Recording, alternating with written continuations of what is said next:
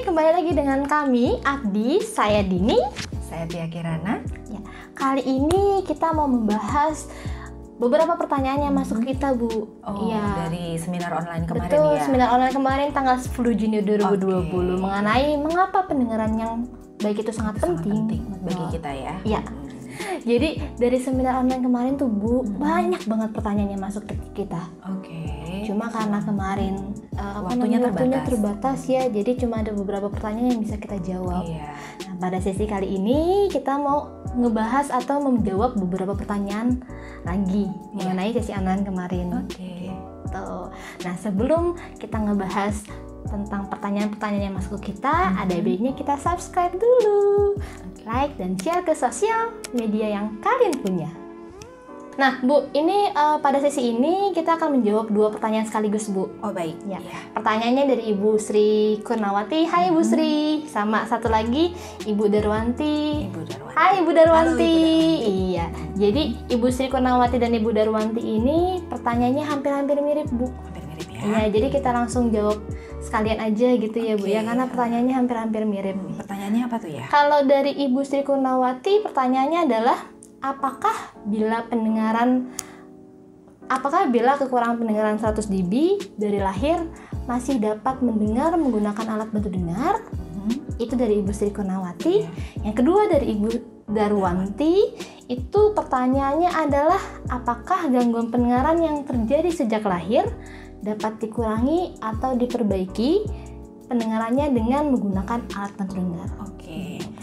Oke, untuk menjawab 2 pertanyaan ini sepertinya kita mesti mulai dengan membetulkan persepsi yang kadang mungkin agak keliru ya di sini ya. Kebanyakan orang berpikir kalau pakai alat bantu dengar kemudian gangguan pendengarannya nanti bisa berkurang gitu. Sayangnya alat bantu dengar itu bukan obat. Jadi dia tidak dapat mengobati atau menyembuhkan gangguan pendengaran. Sesuai dengan namanya, alat bantu dengar fungsinya adalah untuk membantu penggunanya untuk memperkeras suara yang dia dengar agar bisa didengar dengan lebih baik dan nyaman sesuai dengan gangguan pendengarannya gitu. Jadi kalau alat bantu dengarnya tidak digunakan, maka orang tersebut kembali mengalami kesulitan dalam mendengar. Jadi memang alat bantu dengar itu hanya membantu saja, Bu ya. Dilihat dari namanya kan alat bantu dengar, ya fungsinya hanya membantu, tidak menyembuhkan atau jadi kayak normal lagi gitu ya, Bu ya. Jadi kita jangan sampai punya harapan yang salah gitu ya. Alat bantu dengar ya benar-benar fungsinya untuk membantu pendengaran kita saja gitu. Nah, terkait dengan kalau misalnya gangguan pendengarannya 100 desibel dan sejak lahir masih bisa mendengar nggak dengan alat bantu dengar? Nah, ini berdasarkan teori dan juga pengalaman selama beberapa tahun menangani anak-anak dengan gangguan pendengaran. Itu kebanyakan memang mereka kalau yang sejak lahir gangguan pendengarannya sangat berat gitu ya, kebanyakan. Nah, kalau sudah di atas atau di 100 desibel itu di atas 90 desibel itu gangguan pendengarannya, golongannya sangat berat gitu ya. Nah, untuk alat bantu dengar biasanya hanya bisa membantu sampai tingkat tertentu saja gitu. Tidak bisa mengharapkan bahwa seperti kalau misalnya gangguan pendengarannya ringan atau sedang gitu ya, saat dipakaikan alat bantu dengar dia akan bisa mendengar dengan utuh gitu. Nah, kalau yang pendengarannya sangat berat ini karena masalahnya biasanya penyebabnya sensorineural. Sel-sel rambut di dalam kokleanya ini yang sudah banyak yang kondisinya tidak bagus lagi atau rusak gitu. Jadi biasanya dari anak-anak yang itu anak-anak yang sudah dini sekali ya penanganannya. Jadi lahir segera dideteksi gangguan pendengarannya, segera ditangani. Ditangani itu maksudnya menjalani pemeriksaan, kemudian dipasangkan alat bantu dengar sesuai dengan gangguannya, kemudian dipakai secara konsisten. Itu maksudnya konsisten setiap hari, kemudian kecuali waktu tidur dan mandi dia nggak pakai gitu ya. Dan terus melakukan latihan mendengar secara terus menerus, itu biasanya masih sangat sulit progresnya, banyak hambatan gitu ya. Jadi kemajuan mereka nggak akan sepesat anak-anak yang gangguannya lebih ringan. Biasanya di awal mereka untuk deteksi aja membedakan ada dan tidak ada suara butuh waktu lebih panjang. Mereka biasanya bisa sampai membedakan suara-suara vokal. Jadi huruf-huruf hidup seperti A, U, E, O, sampai ke titik mana I, itu dia biasanya sudah agak sulit. Jadi biasanya anak-anak yang gangguan pendengarannya sangat berat, kalau sudah mulai identifikasi I, mereka biasanya akan selalu keliru dengan E gitu. Karena I itu ada frekuensi tingginya. Nah, kecenderungan kalau gangguan pendengaran sangat berat, masalahnya itu kebanyakan di frekuensi tinggi. Jadi saat masuk ke I, kemudian suara-suara konsonan seperti yang suara-suara mati beh, beh, teh, ceh, deh, seperti itu mereka akan mengalami tantangan yang sangat berat ya gitu. Berarti alat bantu dengar saja itu nggak cukup ya Bu ya? Ya, untuk gangguan pendengaran sangat berat, alat bantu dengar itu tidak akan bisa membantu secara optimal. Oke. Nah, untuk itu biasanya solusinya adalah kita menggunakan teknologi yang lebih tinggi atau menurunkan ekspektasi atau lebih cenderung memilih model komunikasi alternatif gitu ya. Jadi biasanya pendekatan terapinya pun atau habilitasinya akan berbeda dengan anak-anak yang dapat terbantu secara optimal dengan alat bantu dengar.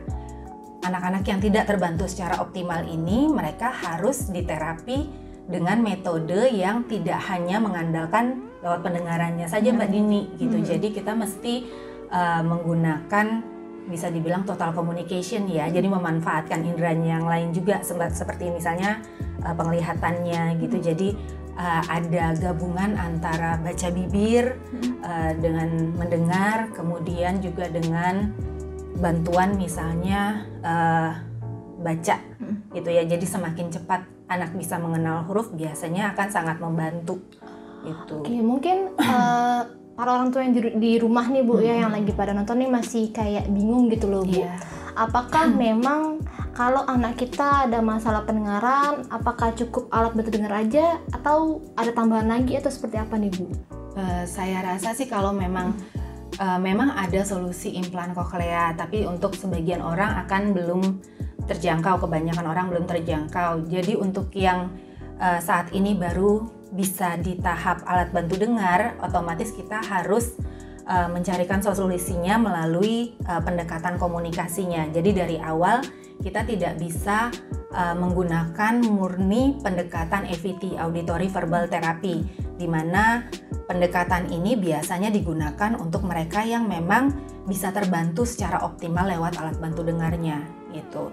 Jadi biasanya untuk anak-anak yang tidak terbantu secara optimal lewat alat bantu dengarnya, solusinya adalah menggunakan metode terapi natural auditory oral.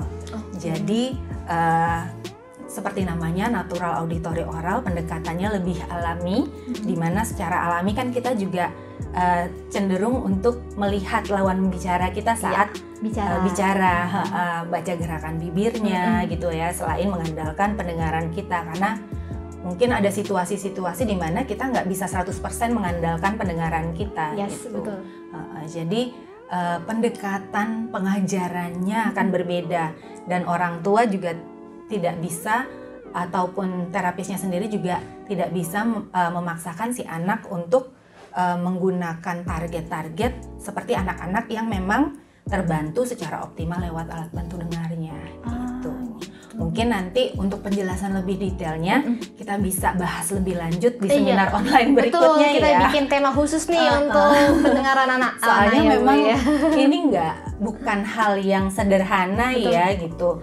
Mungkin juga sebagian ada yang masih belum paham auditory verbal therapy apa gitu. Ya karena untuk anak-anak pun prosesnya lebih panjang ya Bu ya? Betul, lebih panjang sekali. Sementara untuk orang, nah itu untuk anak-anak ya, yang sudah dari dini gitu loh ditangani, apalagi untuk orang yang gangguan pendengaran sangat berat dan baru ditangani setelah sudah mulai dewasa.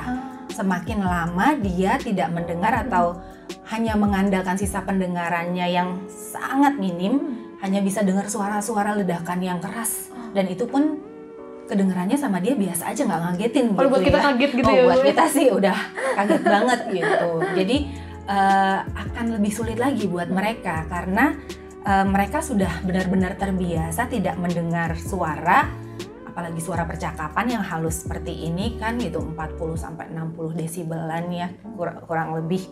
Nah, jadi kalau seperti itu dalam kondisi yang sudah sekian lama bertahun-tahun tidak mendengar suara, kemudian tiba-tiba ada suara masuk dan mereka tidak paham itu maknanya apa, jadi ya akan terasa mengganggu. Seringkali keluhannya adalah sakit atau pusing gitu ya, padahal bukannya alat bantu dengar itu menyebabkan sakit atau pusing, tapi karena saraf mereka atau otak mereka tidak terbiasa mendapat stimulus suara, tiba-tiba dapat stimulus suara.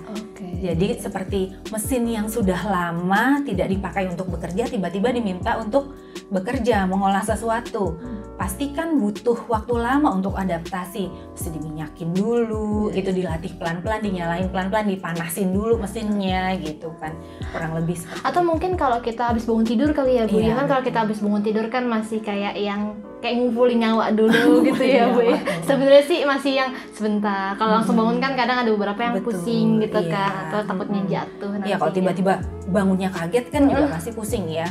Beda kalau kita punya waktu untuk adaptasi dulu, pelan-pelan buka mata sebentar gitu kan.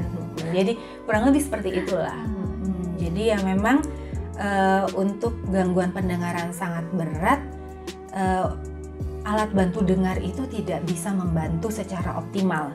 Jadi harus kita kombinasikan dengan pendekatan atau metode terapinya. Otomatis juga itu akan berpengaruh dengan pilihan model komunikasi si anak gitu ya. Jadi mungkin anak tidak akan 100% mengandalkan pendengarannya. Butuh bantuan dari penglihatan juga gitu, baca bibir, atau itu juga pilihan ya gitu buat orang tua dan lingkungannya. Mungkin ada sebagian yang merasa bahwa solusinya adalah bahasa isyarat mungkin begitu, karena mungkin mereka sudah terlalu lama tidak mendengar, baru bisa pakai alat bantu dengar sudah cukup, usianya sudah cukup dewasa gitu kan, dan mungkin sudah terbiasa dengan metode komunikasi yang lain.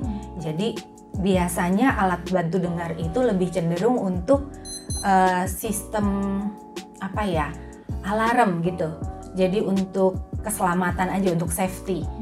Misalnya kalau misalnya tadinya dia jalan, mungkin ada kendaraan yang klakson atau apa, dia nggak sadar, tapi dengan pakai alat bantu dengar seenggaknya memperkecil kemungkinan terjadi kecelakaan karena dia lebih aware dengan suasana di sekitarnya, ada suara-suara yang bisa dia tangkap gitu ya. Walaupun mungkin kalau untuk suara percakapan tidak bisa terbantu 100%.